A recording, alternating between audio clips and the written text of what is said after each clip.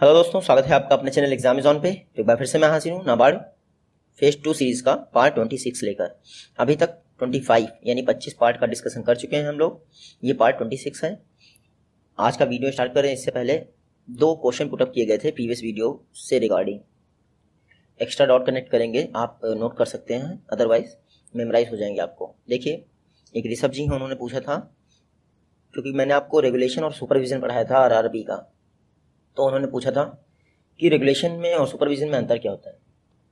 देखिए, रेगुलेशन मतलब जो पॉलिसी और रूल्स बनाता है, उसका काम सिर्फ इतना ही होता है कि उसने बना दिए और उसका वो इम्प्लीमेंट हो रहे हैं या नहीं, इसका देखने का काम उसका नहीं है। उसका काम किसका है? वो है सुपरविजन का काम।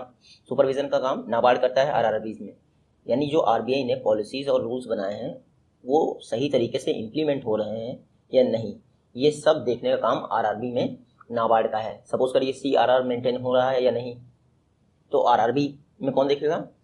नाबार्ड। जबकि जो नॉर्मल बैंक्स हैं, आपकी आईसीआईसीआई बैंक हुआ या फिर एसबीआई बैंक हुआ, इसमें आरबीआई रूल्स रेगुलेशन बनाता भी है और सुपरविजन भी का भी काम करता है। दोनों काम उसके पास होते हैं। उसके अलावा एक क्वेश्चन और पुटअप किया था इन्होंने, पार्ट 2 से इन्होंने पुटअप किया था एक क्वेश्चन, पार्ट 2 जो नाबार्ड सीरीज का है उससे।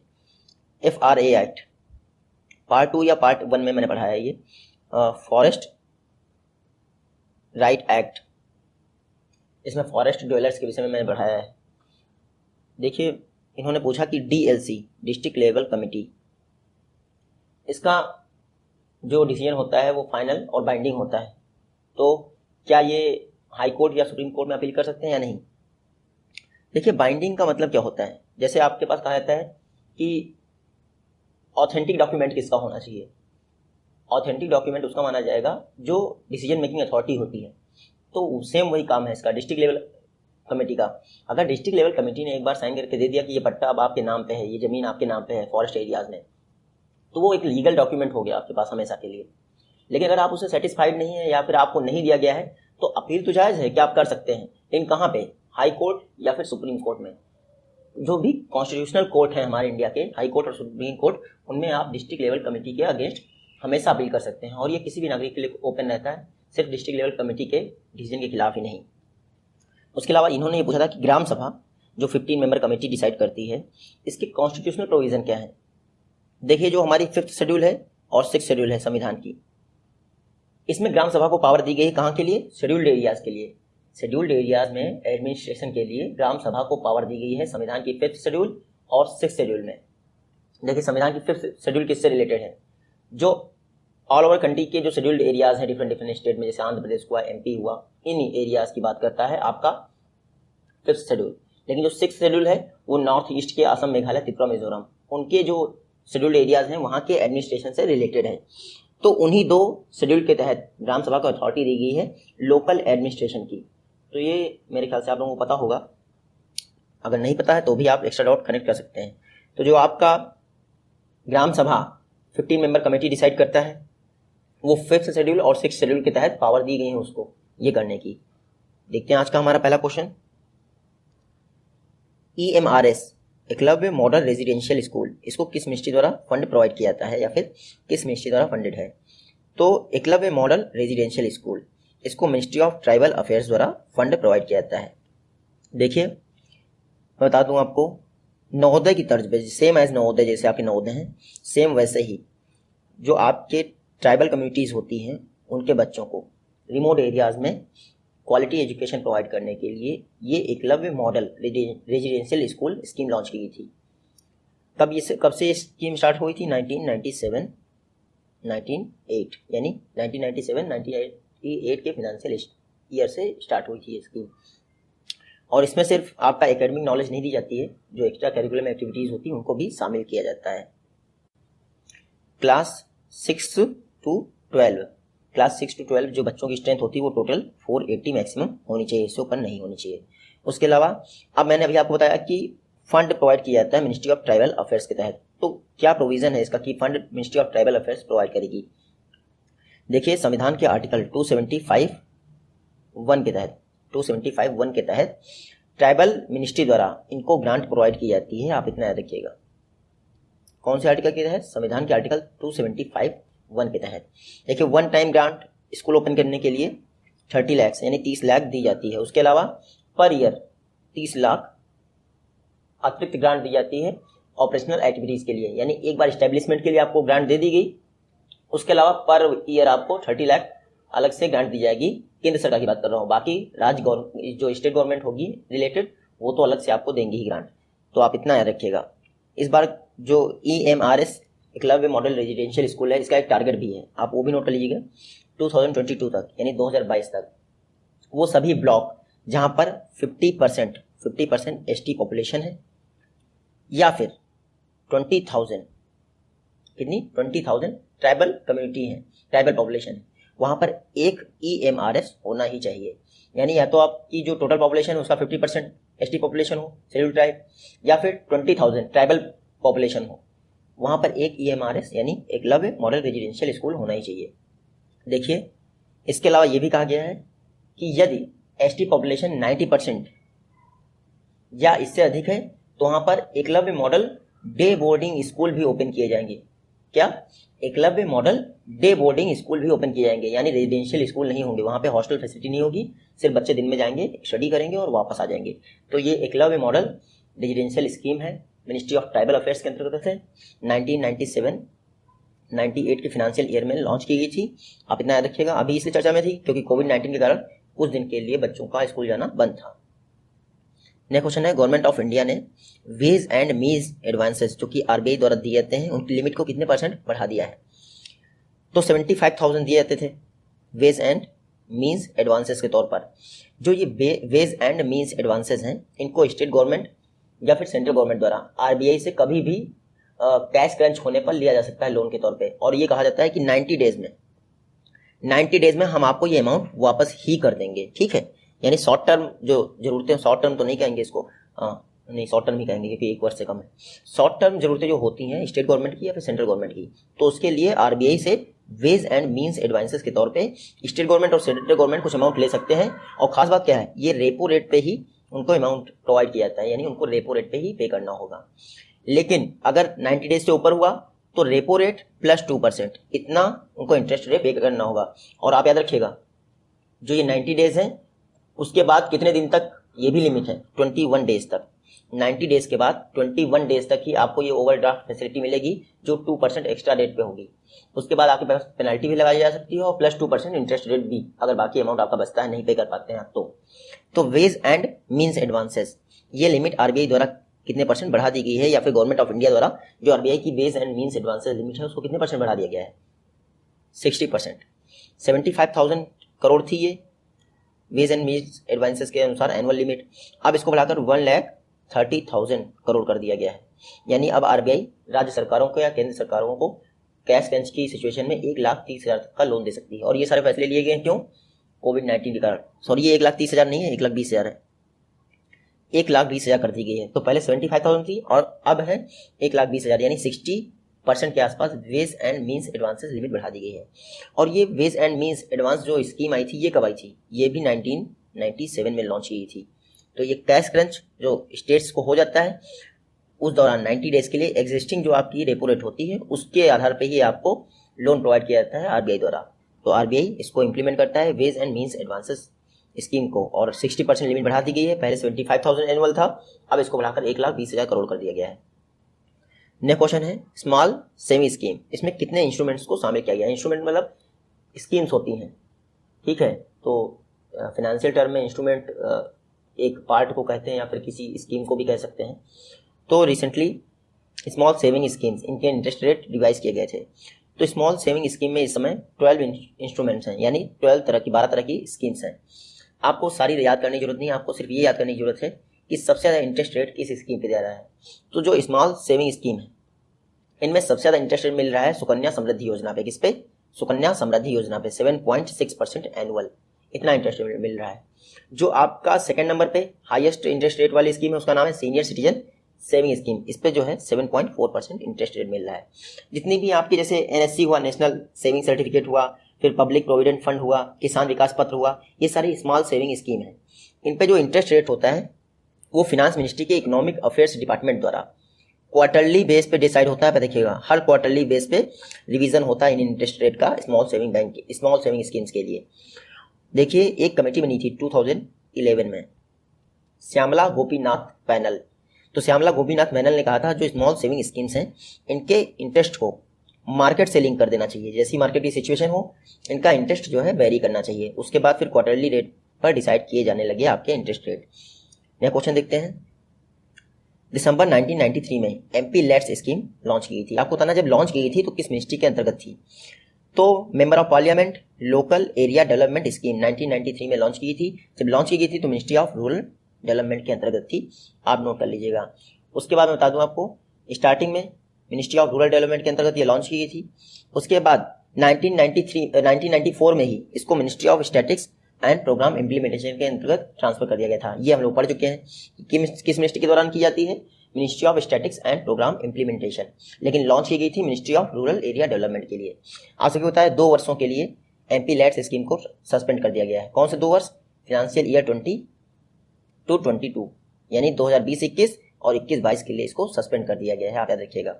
और ये जो सस्पेंड किया गया है तो जो अमाउंट बचेगा वो कौन से फंड में जाएगा, तो कंसोलिडेटेड फंड ऑफ इंडिया में जाएगा सारा अमाउंट जो भी बचेगा। आर्टिकल 266 में कंसोलिडेटेड फंड ऑफ इंडिया का जिक्र है। अमाउंट कितना बचेगा, ऐसा कहा गया कि अगर 2 वर्ष एमपी लैट्स स्कीम को सस्पेंड कर दिया जाएगा तो टोटल 8000 करोड़ की बचत होगी, तो आप याद रखिएगा। देखिए लोकल एरियाज में प्रत्येक एमपी को, मेंबर ऑफ पार्लियामेंट को लोकल एरियाज में डेवलपमेंट के लिए एनुअली 5 करोड़ रुपीस दिए जाते हैं। कितने, 5 करोड़ रुपीस दिए जाते हैं। एक कंडीशन ये है कि जो एमपी है वो किसी ट्रस्ट को या फिर पब्लिक फंड में मैक्सिमम 1 करोड़ ही डोनेट कर सकता है, इससे ऊपर डोनेट नहीं कर सकता है। बाकी उसको लोकल एरिया में डेवलपमेंट के लिए खर्च करने होंगे। 2 इंस्टॉलमेंट में दिए जाते हैं आपके एमपी लैट्स स्कीम में, एक बार 2.5 करोड़ और फिर से 2.5 करोड़।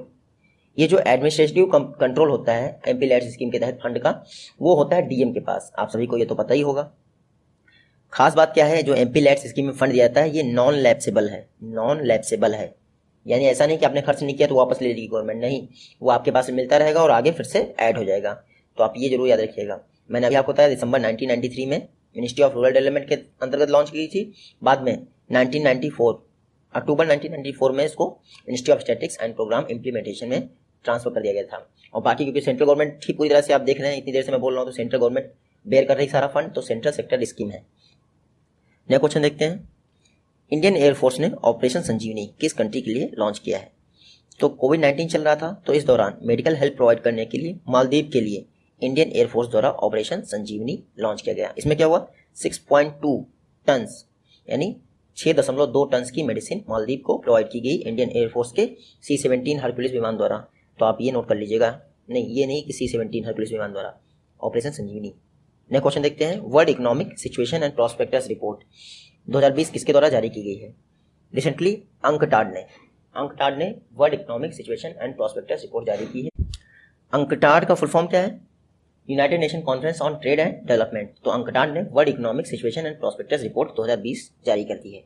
अंकटाड ने जो UN Disha, United nation department of economic and social affairs, इसकी मदद से ये world economic situation and prospectus report जारी की है। इसमें कहा गया है ये कि 2020 में जो ग्लोबल इकोनॉमी है उसको $1 ट्रिलियन का नुकसान हो सकता है, $1 ट्रिलियन का नॉर्मल सिचुएशन में, अगर कोविड-19 नॉर्मल रहा। लेकिन इसके साथ इन्होंने ये भी कहा है कि अगर बहुत ज़्यादा लॉस हो गया, यानी वर्ष कंडीशन आ गई कोविड-19 से, तो $2 ट्रिलियन का नुकसान हो जाएगा वर्ल्ड इकोनॉमी को। तो कई न्यूज़पेपर आपने देखे होंगे कि global economy will face 2 trillion loss due to COVID. तो ये 2 ट्रिलियन उसी के लिए यूज़ किया गया है। अगर वर्ष कंडीशन रही तो मैक्सिमम लॉस $2 ट्रिलियन तक चला जाएगा अंकटाड की रिपोर्ट के अनुसार। तो world economic situation and prospectus report UNCTAD ने जारी कर दी है, आप नोट कर लीजिएगा। अंकटाड के विषय में सब लोग जानते होंगे, जिनेवा में हेडक्वार्टर है इसका और 1964 में स्थापना हुई थी। यह क्वेश्चन है, किस फाइनेंशियल ग्रुप ने कोरोना बॉन्ड्स जारी किए हैं। तो मनी को कलेक्ट करने के लिए यूरोपियन सेंट्रल बैंक द्वारा कोरोना बॉन्ड्स जारी किए गए हैं, जो मेंबर कंट्रीज हैं उनके लिए। कोरोना बॉन्ड से जो भी खर्च होगा वो यूरोपियन सेंट्रल बैंक अपने मेंबर कंट्रीज, जो 27 मेंबर हैं इसमें यूरोपियन यूनियन में, पहले कितने थे 28, उनमें कोविड-19 क्राइसिस के लिए खर्च करेगी। तो आप देखिएगा कोरोना बॉन्ड यूरोपियन यूनियन या फिर यूरोपियन सेंट्रल बैंक द्वारा जारी किया गया है। नेक्स्ट क्वेश्चन है, फिनेंशियल ईयर 2019-20 के दौरान NHAI national highway authority of India द्वारा कितने किलोमीटर का हाईवे बनाया गया है। तो सारे रिकॉर्ड तोड़ दिए हैं, हमारे NHAI ने, national highway authority of India ने टोटल 39,797 किलोमीटर का हाईवे लेंथ मतलब कि हाईवे बनाया है इस बार की फाइनेंशियल ईयर में। अभी तक कभी इतने लंबे हाईवे नहीं बनाए गए, तो इस बार सारे रिकॉर्ड तोड़ दिए हैं NHAI ने, national highway authority of India ने। कितने किलोमीटर का? 39,797 किलोमीटर लॉन्ग हाईवे बनाए हैं ऑल ओवर कंट्री में।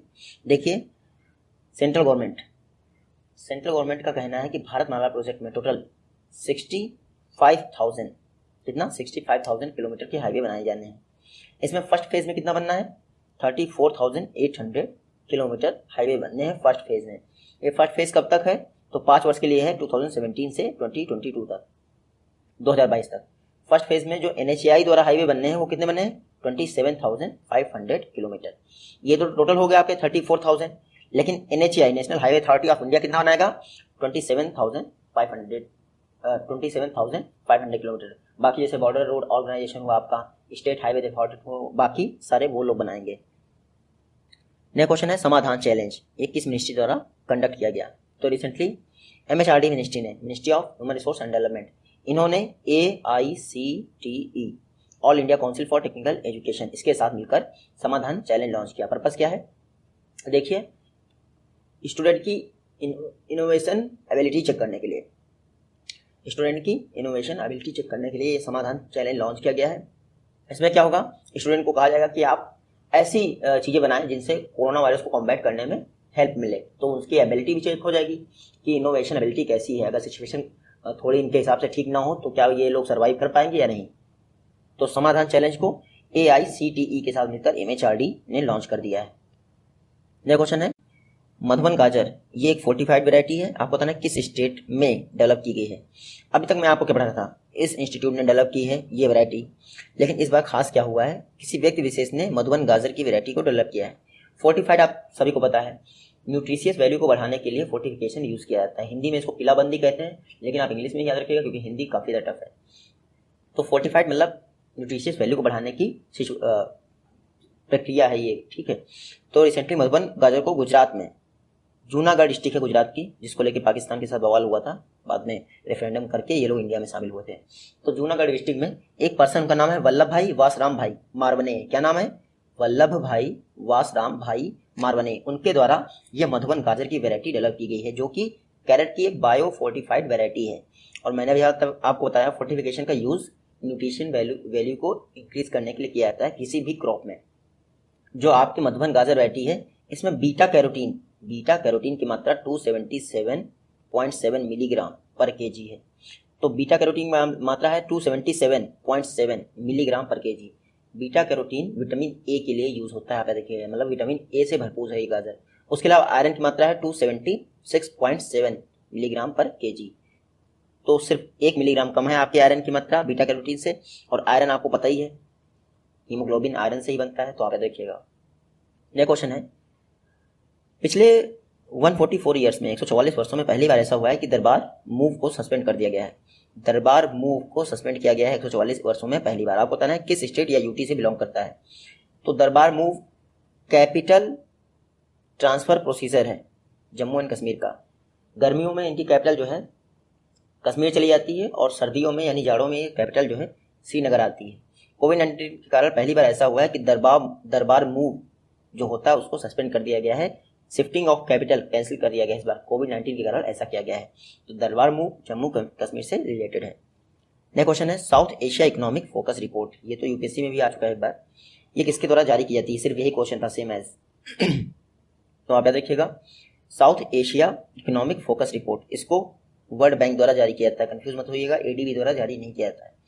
साउथ एशिया की इकोनॉमिक सिचुएशन क्या है उसके विषय में एनालिसिस किया जाता है। इस बार जो इन्होंने वर्ल्ड बैंक ने south Asia economic focus report जारी की है, उसमें कहा गया है कि 1991 का जो इंडिया के लिए फाइनेंशियल क्राइसिस आया था, उससे भी वर्स्ट कंडीशन हो जाएगी इंडिया की। इस बार जीडीपी ग्रोथ रेट इन्होंने बताया 1.5 to 2.8% रहेगी। देखिए बाद में उन्होंने क्या बताया उससे हमें मतलब नहीं, हमें पहले अभी याद रखना है ये कि जो south Asia economic focus report है उसमें क्या बताया गया है। तो इंडिया की इकोनॉमिक ग्रोथ रेट इन्होंने बताया 1.5% से लेकर 2.8% रहेगी फाइनेंशियल ईयर 2020-21 के दौरान। उसके अलावा जो साउथ एशिया रीजन है उसके लिए क्या बताया इन्होंने, 1.8% से लेकर 2.8% रहेगी साउथ एशिया की इकोनॉमिक ग्रोथ। तो ये बताया है इन्होंने, ये बताया है कि जो कोविड-19 का इफेक्ट है सबसे ज़्यादा मालदीव पर बढ़ेगा। यानी south Asia economic focus report में इन्होंने बताया है कि सबसे ज़्यादा मालदीव प्रभावित होगा आपकी south Asia economic focus report के अनुसार। South Asia economic focus report world bank द्वारा बाई एनुअल यानी वर्ष में 2 बार जारी की जाती है, आप नोट कर लीजिएगा। और किसके द्वारा जारी की जाती है? जो वर्ल्ड बैंक में साउथ एशिया रीजन के लिए चीफ इकोनॉमिस्ट का ऑफिस है वो इस रिपोर्ट को प्रिपेयर करता है, लेकिन जारी वर्ल्ड बैंक द्वारा की जाती है। नेक्स्ट क्वेश्चन है, जो CSR फंड कंपनीज का CSR फंड से अनस्पेंड अमाउंट होता है वो कंपनी एक्ट 2013 की किस शेड्यूल में लिस्टेड फंड में ट्रांसफर कर दिया जाता है? सपोज करिए कोई कंपनी अपना CSR अमाउंट जो है खर्च नहीं कर पाई, तो कंपनी एक्ट में एक ऐसी शेड्यूल है जिसमें कई सारे फंड्स का जिक्र किया गया है, आपका वो फंड उसमें ट्रांसफर हो जाएगा। तो कंपनी एक्ट की 7th शेड्यूल में उन फंड्स का जिक्र है जिसमें आपके CSR अमाउंट को ट्रांसफर किया जा सकता है। अब ये चर्चा में क्यों है 7th schedule of company act? देखिए, इसलिए चर्चा में है क्योंकि PM केयर्स फंड बनाया गया है। ठीक है, ऐसा कहा गया है कि जो चीफ मिनिस्टर रिलीफ फंड है अगर कंपनियां उसमें दे रही हैं तो उनका CSR काउंट नहीं किया जाएगा, यानी आपका ये नहीं माना जाएगा कि आपने CSR खर्च कर लिया है। लेकिन अगर आप PM केयर्स फंड में दे रही हैं तो ये मान लिया जाएगा आपका कि आपने अपना CSR यूज कर लिया है। तो ये देखिए एक और तरीका है PM केयर्स फंड में रुपए इकट्ठा करने का। कंपनियां उनको पता है कि जब हमें खर्च ही करना है तो क्यों ना हम अपना CSR वाला खर्च कर दें। तो अगर वो चीफ मिनिस्टर रिलीफ फंड में देती हैं तो उनका CSR अमाउंट माना नहीं जाएगा, तो जायज़ है कि वो PM केयर्स फंड में देंगी। जो आपकी कंपनी एक्ट के अंदर 7th शेड्यूल है उसके अंतर्गत PM केयर्स फंड को लिस्टेड किया गया है, लेकिन चीफ मिनिस्टर रिलीफ फंड और स्टेट रिलीफ फंड को इसमें शामिल नहीं किया गया है। तो आप देख सकते हैं गवर्नमेंट ऑफ इंडिया क्या कर सकती है। इन्होंने कहा है कि अगर आप अपना CSR अमाउंट जो है यूटिलाइज करना चाहते हैं तो आपको PM केयर्स फंड में ही डोनेट करना पड़ेगा। चीफ मिनिस्टर और स्टेट रिलेटेड फंड में अगर आप डोनेट करते हैं तो उसको 7th शेड्यूल के अंतर्गत CSR में काउंट नहीं किया जाएगा। इसके अलावा इन्होंने एक और बताया है कि स्टेट डिजास्टर मैनेजमेंट अथॉरिटी अगर आप इसको डोनेशन प्रोवाइड करते हैं तो आपका जो है CSR वाले फंड में मान लिया जाएगा, यानी 7th शेड्यूल में मान लिया जाएगा। अब आप समझ सकते हैं स्टेट डिजास्टर मैनेजमेंट अथॉरिटी को अगर डोनेशन देते हैं क्यों मान लिया जाएगा? क्योंकि 75% सेंट्रल गवर्नमेंट के पास अथॉरिटी होती है इस फंड की, आप सभी लोग जानते हैं। तो इसीलिए तो आप देख सकते हैं कि केंद्र सरकार कैसे, और खास बात क्या है PM केयर्स फंड RTI के दायरे में भी नहीं आता, थर्ड पार्टी ऑडिट होगा इसका। तो अजीब बातें हैं। खैर, जो आपका prime minister relief fund national relief fund है वो भी आपके कैग के दायरे में नहीं आता है। तो ये जो है धांधले करती चल रही है। हम लोग आते हैं वापस। देखिए CSR क्राइटेरिया हम लोग पढ़ चुके हैं पहले से, लेकिन एक बार फिर से रिवीजन कर लेते हैं। उन सभी कंपनीज को जो इनमें से एक भी कंडीशन कंप्लीट करती होंगी, पहली क्या, एनुअल टर्नओवर 1000 करोड़ हो तो आपको CSR देना पड़ेगा, कॉर्पोरेट सोशल रिस्पॉन्सिबिलिटी के तहत डोनेट करना पड़ेगा फंड। उसके अलावा सेकंड कंडीशन है net worth asset minus liability, net worth आपकी 500 करोड़ हो तो भी आपको CSR पे करना पड़ेगा। उसके अलावा दिया है अगर प्रॉफिट आपका 5 करोड़ या इससे ऊपर हो तो भी आपको CSR पे करना पड़ेगा। और CSR के लिए क्या क्राइटेरिया है कि लास्ट 3 ईयर्स के जो प्रॉफिट हुआ है उसका एवरेज प्रॉफिट निकल लिया जाएगा और उसका 2% आपको CSR के तौर पे देना पड़ेगा। ये हम लोग पढ़ चुके हैं। तो आप देखिएगा कंपनी एक्ट 2013 की जो 7th शेड्यूल है उसमें जो भी फंड रिलेटेड है वो CSR के तहत काउंट किए जाएंगे। नया क्वेश्चन है सत्यम प्रोग्राम, ये किस मिनिस्ट्री द्वारा लॉन्च किया गया था? तो सत्यम प्रोग्राम इसका फुल फॉर्म है science and technologies of yoga and meditation. ये जो है ministry of science and technology के तहत लॉन्च किया गया था। Department of science and technology इसको रन करता है। पर्पस क्या है? कोविड-19 और ऐसे किसी भी वायरस से फाइट करने में योगा और मेडिटेशन की क्या भूमिका है, इसके विषय में एनालिसिस किया जाएगा सत्यम प्रोग्राम के अंतर्गत। तो आप याद रखिएगा department of science and technology ने सत्यम प्रोग्राम लॉन्च किया है। सत्यम प्रोग्राम को भी एक प्रोग्राम के अंतर्गत लॉन्च किया गया है। एक इनिशिएटिव है ministry of science and technology का, वो इनिशिएटिव 2008 में लॉन्च किया था। इनिशिएटिव का नाम क्या है? Cognitive science research initiative. क्या नाम है?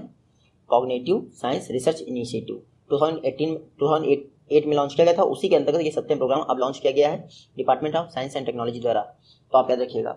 देखिए हालांकि कॉन्सेप्ट जो है सत्यम प्रोग्राम का वो 2015 में ही आ गया था, लेकिन कॉन्सेप्ट आना अलग बात है, लॉन्च होना अलग बात है। नेक्स्ट क्वेश्चन है युक्ति वेब पोर्टल, ये किस मिनिस्ट्री द्वारा लॉन्च किया गया है? तो युक्ति वेब पोर्टल को MHRD मिनिस्ट्री ने लॉन्च किया है। फुल फॉर्म क्या है इसका? Young India combating Covid with knowledge technology and innovation, यानी कोविड-19 को कॉम्बैट करने के लिए नॉलेज टेक्नोलॉजी और इनोवेशन की मदद से ये युक्ति वेब पोर्टल लॉन्च कर दिया हमारे MHRD मिनिस्ट्री ने। इसके अलावा एक कैंपेन भी लॉन्च किया था इन्होंने, भारत पढ़े ऑनलाइन। तो ये तो आप आसानी से जान सकते हैं कि ये किस मिनिस्ट्री का होगा, भारत पढ़े ऑनलाइन कैंपेन MHRD मिनिस्ट्री का कैंपेन है। ऑनलाइन एजुकेशन सिस्टम को इम्प्रूव करने के लिए एक कैंपेन लॉन्च किया गया था। 1 वीक का टोटल कैंपेन था। स्टूडेंट और टीचर दोनों पे फोकस किया जाएगा। तो युक्ति वे पोर्टल और भारत पढ़े ऑनलाइन कैंपेन, ये MHRD की पहल है। यह क्वेश्चन देखते हैं।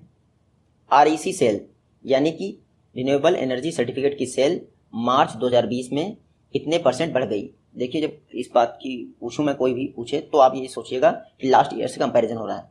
तो मार्च 2019 से लेके मार्च 2020 के बीच में कितने % से बढ़ गई है REC की सेल? 79%। 79% REC सेल किए गए हैं मार्च 2020 के दौरान, 79% प्लस। देखिए, टोटल मार्च 2020 तक 8.38 lakh REC renewable energy certificate sell किए गए हैं। इसी दौरान अगर देखें मार्च 2019 में तो 4.68 lakh REC renewable energy certificate sell किए गए थे। 1 REC equal to 1 megawatt hour electricity. 1 megawatt hour electricity equal to 1 REC। देखिए, ये मैंडेटरी कर दिया गया है डिस्कॉम कि डिस्कॉम जो भी इलेक्ट्रिसिटी सप्लाई परचेज कर रही हैं उसका सर्टेन परसेंट आपके REC रिन्यूएबल एनर्जी से होना ही चाहिए, तो उसी को कहेंगे REC सर्टिफिकेट। आप याद रखिएगा। तो पावर ग्रिड में जो भी आपकी इलेक्ट्रिसिटी आती है उसमें सर्टेन अमाउंट जो होता है आपका, वो किसका होता है? रिन्यूएबल एनर्जी सर्टिफिकेट के तहत आता है। इसको ग्रीन एनर्जी सर्टिफिकेट भी कहते हैं। तो आप लोग कंफ्यूज मत होइएगा, कहीं एग्जाम में पूछ लें ग्रीन एनर्जी सर्टिफिकेट इलेक्ट्रिसिटी के लिए यूज किया जाता है, वो कितने % से बढ़ गया है इस बार? तो 79%। तो आप देख सकते हैं 8.38 लाख REC सर्टिफिकेट इस बार परचेज किए गए हैं, यानी कि कितना? 8.38 लाख मेगावाट पर आवर। ये इतनी आपकी रिन्यूएबल एनर्जी सर्टिफिकेट वाली इलेक्ट्रिसिटी आपके घर आ रही है। 2011 में 2011 में एक टर्म यूज किया जा रहा है 2011 से, रिन्यूएबल परचेज ऑब्लिगेशन। इसमें मैंने अभी आपको बताया ना कि जो डिस्कॉम होते हैं उनको अपनी टोटल एनर्जी का सर्टेन % रिन्यूएबल एनर्जी सेक्टर से परचेज करना पड़ता है। और ये जो इम्प्लीमेंटेशन होता है या फिर मॉनिटरिंग होती है, ये कौन करता है? State and central electricity regulatory commission, कि आप REC से इलेक्ट्रिसिटी परचेज कर रहे हैं या नहीं कर रहे हैं। इसकी मॉनिटरिंग सेंट्रल लेवल पर सेंट्रल इलेक्ट्रिसिटी रेगुलेटरी कमीशन द्वारा किया जाता है और स्टेट लेवल पर स्टेट इलेक्ट्रिसिटी रेगुलेटरी कमीशन द्वारा किया जाता है। इन खास ये जो REC है, मेनली इसका पर्पज ये है कि रिन्यूएबल एनर्जी सेक्टर को इम्प्रूव किया है, यानी रिन्यूएबल एनर्जी की ग्रोथ की जाए इंडिया में। नेक्स्ट क्वेश्चन है, वर्ल्ड इकोनॉमिक आउटलुक रिपोर्ट किसके द्वारा जारी की जाती है? तो ये सभी को पता होगा मेरे ख्याल से। IMF इंटरनेशनल मॉनिटरी फंड, इसके द्वारा वर्ल्ड इकोनॉमिक आउटलुक रिपोर्ट जारी की जाती है। इन्होंने बताया है ग्लोबल GDP की जो ग्रोथ रेट रहेगी वो -3% रहेगी, यानी कि GDP वर्ल्ड की कॉन्ट्रैक्ट कर जाएगी कितने % से? 3.0% से, जो कि 2008 और 9 के बाद सबसे ज़्यादा खतरनाक होगी। आप याद रखिएगा। इंडिया के विषय में बताया है इन्होंने 1.9%। हालांकि बाद में तो IMF ने बाद में ये भी बताया कि इंडिया की जो है नेगेटिव रहेगी, लेकिन हमें याद रखना है वर्ल्ड इकोनॉमिक आउटलुक रिपोर्ट में क्या बताया है इसके बारे में, आप ये जरूर याद रखिएगा। World economic outlook report IMF द्वारा वर्ष में 2 बार जारी की जाती है, यानी बाई एनुअल रिपोर्ट है। आप याद रखिएगा, अक्टूबर और अप्रैल में जारी की जाती है रिपोर्ट। नेक्स्ट क्वेश्चन है, सहयोग ऐप, ये सर्वे ऑफ इंडिया द्वारा लॉन्च किया गया था। आपको बताना है सर्वे ऑफ इंडिया किस मिनिस्ट्री के अंतर्गत आता है? तो survey of India ministry of science and technology के अंतर्गत आता है। यहाँ पे देखिएगा, जो सहयोग ऐप है इसका पर्पस क्या है? कोविड-19 से रिलेटेड जो क्रिटिकल इंफ्रास्ट्रक्चर है उसकी जियो टैगिंग करना। क्रिटिकल इंफ्रास्ट्रक्चर मतलब जो अच्छे शहर हैं वहाँ पे कोविड-19 का एक्सेस होगा तो शायद थोड़ा बहुत वो झेल ही लें, लेकिन दिल्ली में आपने देखा सडन इंक्रीज हो गया था केसेस में, तो दिल्ली का सिस्टम बोल गया था कि मैं तो रिस्पॉन्सिबिलिटी ले ही नहीं पाऊंगा इसकी। तो जियो टैगिंग की गई है सहयोग ऐप के द्वारा कोविड-19 इंफ्रास्ट्रक्चर की। इसमें जो है ये सहयोग ऐप सर्वे ऑफ इंडिया द्वारा डेवलप किया गया था। Survey of India department of science and technology के तहत आता है और department of science and technology ministry of science and technology के तहत आती है। तो कोविड-19 रिलेटेड जो क्रिटिकल इंफ्रास्ट्रक्चर है उनको जियो टैग करने के लिए, जियो टैगिंग करने के लिए survey of India app launch किया गया था। यह क्वेश्चन है, NIC द्वारा कोलैब कैड, ये एक प्लेटफॉर्म में डेवलप किया गया है। आपको बताना है किस ऑर्गेनाइजेशन के साथ मिलकर डेवलप किया है? तो कोलैब कैड, इस प्लेटफॉर्म को NIC द्वारा नीति आयोग के साथ मिलकर डेवलप किया गया है। पर्पस क्या है? आपको पता होगा नीति आयोग का एक मिशन है अटल इनोवेशन मिशन। इसके तहत जो स्टूडेंट हैं उनको अटल टिंकरिंग लैब में इनोवेशन के विषय में नॉलेज प्रोवाइड की जाती है और इनोवेटिव थिंकिंग को डेवलप करने के लिए अटल टिंकरिंग लैब इस्टेब्लिश की गई हैं डिफरेंट स्कूल्स में। तो उसी के अंतर्गत कोलैब कैड प्लेटफॉर्म लॉन्च किया गया है NIC के साथ मिलकर। इसमें क्या होगा? 3D डिज़ाइनिंग के विषय में स्टूडेंट को अवेयर किया जाएगा ताकि 3D डिज़ाइन के क्षेत्र में उनकी नॉलेज जो है बेहतर हो सके। तो अटल इनोवेशन मिशन के साथ मिलकर नीति आयोग और NIC ने ये कोलैब कैड प्लेटफॉर्म लॉन्च कर दिया है। आप नया देखिएगा। NIC इसने ही आरोग्य सेतु ऐप बनाया है जो आप लोगों के मोबाइल में इंस्टॉल होगा, आप सभी को पता है। NIC कौन सी मिनिस्ट्री में आता है? Ministry of electronics and information technology के तहत कार्य करता है। 1976 में स्थापना हुई थी इसकी, हेडक्वार्टर न्यू दिल्ली में। नए क्वेश्चन देखते हैं। नेशनल एग्जीक्यूटिव कमेटी जो कि डिजास्टर मैनेजमेंट एक्ट के अंतर्गत आती है, आपको पता है इसके हेड कौन होते हैं? जो लॉकडाउन इम्पोज किया जा रहा है बार बार, वो नेशनल एग्जीक्यूटिव कमेटी की रिकमेंडेशन पे ही इम्पोज किया जा रहा है। होम मिनिस्ट्री द्वारा नोटिफिकेशन जारी कर देते हैं और लॉकडाउन इम्पोज हो जाता है। National executive committee disaster management act 2005 के तहत स्थापित की गई थी। इसके एक्स ऑफिशियो चेयरमैन हमेशा होते हैं होम सेक्रेटरी। एक नेशनल डिजास्टर मैनेजमेंट अथॉरिटी भी है, इसके चेयरमैन तो आप सभी को पता है प्राइम मिनिस्टर होते हैं। तो national executive committee disaster management act 2005 के तहत स्थापित की गई थी। ये नेशनल डिजास्टर मैनेजमेंट अथॉरिटी जो है उसकी हेल्प करने के लिए स्थापित की गई थी। इसी की रिकमेंडेशन पर नेशनल वाइज लॉकडाउन लगाया जा रहा है। आप देखिएगा। नेक्स्ट क्वेश्चन देखते हैं। प्रत्येक वर्ष जो IMD द्वारा मानसून फोरकास्ट रिलीज होता है, आपको पता है ना कितने फेजेस में रिलीज होता है? तो इंडियन मेट्रोलॉजिकल डिपार्टमेंट, इसके द्वारा मानसून फोरकास्ट रिलीज होता है। प्रत्येक वर्ष बरसात के सीजन में, बारिश के मौसम में ये 2 बार जो है फोरकास्ट रिलीज करते हैं। एक बार कब? फर्स्ट टाइम अप्रैल में रिलीज करते हैं स्टार्टिंग में, और सेकेंड टाइम कब? लास्ट वीक ऑफ मई के लास्ट वीक में रिलीज करते हैं। जो आपकी मानसून है और ये LPA लॉन्ग पीरियड एवरेज, ये हम लोग सब लोग पढ़ चुके हैं। लॉन्ग पीरियड एवरेज क्या है इस समय? देखिए 1961 से लेकर 2010 के बीच में एवरेज निकाल लिया गया है। 88 सेंटीमीटर को कहते हैं लॉन्ग पीरियड एवरेज। इसी के आधार पे आपका ये कहा जाता है कि नॉर्मल रेनफॉल होगी या फिर एक्स्ट्रा रेनफॉल होगी, नहीं होगी, ये सब बताया जाता है। पहले 89 सेंटीमीटर था, ये भी आप लोग पढ़ चुके हैं, हम लोग बहुत कुछ चुके हैं। खैर देखिए, इस बार IMD ने बताया है कि 2020 में जो मानसून आया है वो नॉर्मल ही होगा, कहीं पे एक्सेस हो रहा है, कहीं पे ज़्यादा। नेक्स्ट क्वेश्चन देखते हैं। 2020-21 में फूड ग्रेन प्रोडक्शन टारगेट कितना रखा गया है? तो 2020-21 फाइनेंशियल ईयर 2021 के बीच में फूड ग्रेन प्रोडक्शन का टारगेट है 298 million ton. Recently video conferencing के द्वारा national conference on kharif crop organise की गई। कौन सी? National conference on kharif crop organise की गई है वीडियो कॉन्फ्रेंस के द्वारा। इसको एड्रेस किसने किया? तो हमारे एग्रीकल्चर मिनिस्टर नरेंद्र सिंह तोमर जी ने एड्रेस किया। उस दौरान इन्होंने बोला कि फाइनेंशियल ईयर 2021 के दौरान जो फूड ग्रेन प्रोडक्शन का टारगेट है वो 298 मिलियन टन है। जो फाइनेंशियल ईयर 2019-20 था उस दौरान फूड ग्रेन प्रोडक्शन का टारगेट कितना था? 291 मिलियन टन, लेकिन प्रोडक्शन हुआ था 292 मिलियन टन। इस बार 298 मिलियन टन है, आप देखिएगा। इसके अलावा 2 चीज़ें इन्होंने बहुत बढ़िया कही, आप नोट कर सकते हैं। इन्होंने कहा है पिछले 2 दशकों में, यानी लास्ट 2 डिकेड्स में जो कल्टीवेबल लैंड है या फिर जिसको आप एग्रीकल्चर लैंड कहते हैं, उसमें 2.74 मिलियन हेक्टेयर की कमी आई है। लेकिन उसी दौरान यानी लास्ट 2 डिकेड्स में ही जो GCA क्रॉस क्रॉप्ड एरिया होता है वो 182.28 मिलियन हेक्टेयर से बढ़कर 196.50 मिलियन हेक्टेयर हो गया है। ये इन्होंने बताया है नरेंद्र सिंह तोमर जी ने। लेकिन इन्होंने ये भी कहा है कि ग्रॉस क्रॉप्ड एरिया तो बढ़ा है लेकिन नेट सोन एरिया नहीं बढ़ा है। नेट सोन एरिया और ग्रॉस क्रॉप्ड एरिया में मतलब ये है कि सपोज करिए एक लैंड है, उस पर एक बार कल्टीवेशन होता है, एक क्रॉपिंग, मतलब कि एक सीजन में एक क्रॉप उगाई जाती है, तो उसको नेट सोन एरिया में इंक्लूड कर लिया जाएगा। लेकिन अगर दूसरी बार उसी लैंड पर फसल उगाई जाती है तो उसको ग्रॉस क्रॉप्ड एरिया में इंक्लूड कर लिया जाएगा। तो इसीलिए आपका नेट सोन एरिया हमेशा कम रहता है, क्योंकि सेकंड टाइम वाले जो फसल उगाई जा रही है उसको नेट सोन एरिया में इंक्लूड नहीं करते हैं। नेट सोन एरिया आपका तभी इंक्रीज होता है जब आपका एग्रीकल्चर लैंड इंप्रूव हो। तो आप देख सकते हैं एग्रीकल्चर लैंड तो आपका बढ़ा नहीं है, तो ये आप जरूर याद रखिएगा। इसके अलावा इन्होंने भी बताया लास्ट 2 डिकेड्स में जो हमारा फूड ग्रेन प्रोडक्शन है वो 169.92 मिलियन टन से बढ़कर 184.96 मिलियन टन हो गया है। लेकिन इस बार का टारगेट 198 है। तो जो लास्ट 2 डिकेड हैं इन्होंने कब तक शामिल किया होगा ये भी नहीं पता है। नेक्स्ट क्वेश्चन देखते हैं। सोवरेन गोल्ड बॉन्ड स्कीम ये किस वर्ष लॉन्च की गई थी? तो सोवरेन गोल्ड बॉन्ड स्कीम ये 2015 नवंबर में लॉन्च की गई थी। देखिए फाइनेंशियल ईयर 2021 फर्स्ट हाफ में यानी पहले 6 महीने में कहा गया है 6 इंस्टॉलमेंट में सोवरेन गोल्ड बॉन्ड्स जारी किए जाते हैं। किए जाएंगे। आप सभी को पता है एक फिक्स इंटरेस्ट रेट होता है जो कि सेमी एनुअली यानी हर 6 महीने में पे किया जाता है। कौन सा फिक्स इंटरेस्ट रेट होता है सोवरेन गोल्ड बॉन्ड स्कीम पे? 2.5%। आप इन्वेस्ट करेंगे तो आपको गोल्ड की जो वैल्यू बढ़ रही है वो तो मिलेगी, साथ में साथ आपको 2.5% इंटरेस्ट रेट मिलेगा। आपने देखा होगा इस समय गोल्ड का जो प्राइस है वो बहुत तेजी से बढ़ रहा है क्योंकि इंडिया के पास कैश क्रंच आ गया है।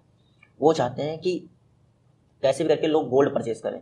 अब गोल्ड परचेज नहीं करेंगे तो सोवरेन गोल्ड बॉन्ड में इन्वेस्ट करेंगे जिससे गवर्नमेंट के पास रुपया आएगा। तो आपने देखा होगा, आप याद रखिएगा सोवरेन गोल्ड बॉन्ड इसका टेन्योर कितना होता है? 8 ईयर्स होता है। मैच्योरिटी पीरियड 8 ईयर्स होता है, लेकिन एग्जिट ऑप्शन भी दे रखा है। 5 ईयर्स के बाद आप एग्जिट कर सकते हैं। जो मिनिमम परमिसिबल इन्वेस्टमेंट है वो कितने का तक है? 1 ग्राम। आप मिनिमम जो है 1 ग्राम तक का इन्वेस्टमेंट कर सकते हैं सोवरेन गोल्ड बॉन्ड स्कीम के तहत। और मैक्सिमम कितना है? जो इंडिविजुअल है या फिर हिंदू अनडिवाइडेड फैमिली है वो मैक्सिमम 4 kg तक इन्वेस्टमेंट कर सकते हैं। और जो ट्रस्ट है और कंपनी है वो मैक्सिमम 20 kg तक सोवरेन गोल्ड बॉन्ड ले सकते हैं, लेकिन मिनिमम 1 ग्राम है दोनों के लिए। देखिए, अगर स्मॉल फाइनेंस बैंक और पेमेंट्स बैंक इनको निकाल दें तो लगभग सभी शेड्यूल कॉमर्शियल बैंक इसमें शामिल हैं। उसके अलावा आप BSE और NSE से भी सोवरेन गोल्ड बॉन्ड परचेज कर सकते हैं। यानी स्मॉल फाइनेंस बैंक और पेमेंट बैंक से आप सोवरेन गोल्ड बॉन्ड परचेज नहीं कर सकते हैं। नेक्स्ट क्वेश्चन है, क्वार्टरली बेस पर ओबिकस सर्वे किसके द्वारा कंडक्ट किया जाता है? तो आई होप कि आप लोगों को पता होना चाहिए। ओबिकस सर्वे RBI द्वारा कंडक्ट किया जाता है क्वार्टरली बेस पर। देखिए, फुल फॉर्म क्या होता है ओबिकस का? Order books inventories and capacity utilisation survey. क्या है ओबिकस का full form? Order books inventories and capacity utilisation survey. इसको RBI द्वारा क्वार्टरली बेसिस पर कंडक्ट किया जाता है। रिसेंटली RBI ने 49th एडिशन लॉन्च कर दिया है ओबिकस सर्वे का। इसमें क्या होगा, जो आपकी मैन्युफैक्चरिंग कंपनीज हैं उनमें ऑर्डर कितने बुक्स हो रहे हैं, सेल कितने की हो रही, इन सभी का एनालिसिस किया जाता है।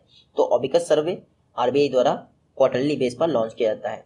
2008 में ओबिकस सर्वे को पहली बार लॉन्च किया गया था, तब से इसको क्वार्टरली बेस पर RBI द्वारा लॉन्च किया जा रहा है। आज का लास्ट क्वेश्चन है, international monetary and financial committee जो IMF की है, इसमें टोटल मेंबर कितने होते हैं? तो IMF में टोटल मेंबर कितने होते हैं? 189। IMF की जो international monetary and financial committee है इसकी वर्ष में 2 बार बैठक होती है, जिसमें इस बार हमारी निर्मला सीतारमण जी ने पार्टिसिपेट किया है। वर्चुअल तरीके से ये बैठक हुई थी। जो international monetary and financial committee है इसमें टोटल 24 मेंबर होते हैं। कितने? 24 मेंबर होते हैं, आप याद रखिएगा। इन्हीं 189 मेंबर्स में से ये 24 मेंबर चुने जाते हैं। इंडिया इस समय IMFC का मेंबर है, आप देखिएगा। इस बार की जो बैठक हुई उस बैठक का एजेंडा क्या था? IMFC के बैठक का एजेंडा था एक्सेप्शनल टाइम और एक्सेप्शनल एक्शन। क्या था agenda? Exceptional time and exceptional action, ये था एजेंडा। जो आपका IMFC है, जैसे IMF में तो कोई डिसीजन 189 मेंबर बहुमत के आधार पे होगा, लेकिन IMFC इसका डिसीजन कंसेंसस बेस पे होता है, यानी एक भी पर्सन एग्री नहीं है तो चीज़ें लागू नहीं की जाएंगी। तो रिसेंटली IMFC की बैठक हुई, 24 मेंबर हैं, IMF द्वारा ऑर्गेनाइज की जाती है। हमारी निर्मला सीतारमण जी ने इंडिया को रिप्रेजेंट किया। मिलते जल्दी आपसे नेक्स्ट वीडियो में, तब तक के लिए टेक केयर।